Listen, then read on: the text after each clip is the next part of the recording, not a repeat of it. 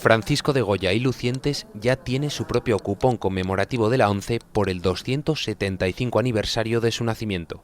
A partir de este miércoles, en los 18.500 puntos de venta existentes, un total de 5,5 millones de boletos serán repartidos por todo el territorio nacional con el fin de acercar un poco más a la ciudadanía la figura del pintor aragonés. Nuestro mejor escaparate es difundir esta efeméride, este aniversario, a través de nuestro cupón tradicional. 5,5 millones de cupones van a difundir por toda España el aniversario del nacimiento de este aragonés universal.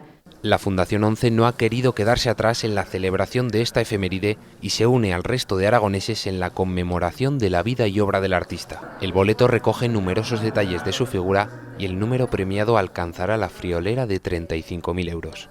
Como ven, el cupón recoge la firma autógrafa de Goya, que está además recogida en los fondos que se exponen en este museo, en una de las cartas dirigida a Zapater, a su íntimo amigo Zapater, y el logo de Goya. Así que ya saben lo que deben hacer si quieren correr la misma suerte que gozó en vida el genio de Fuendetodos.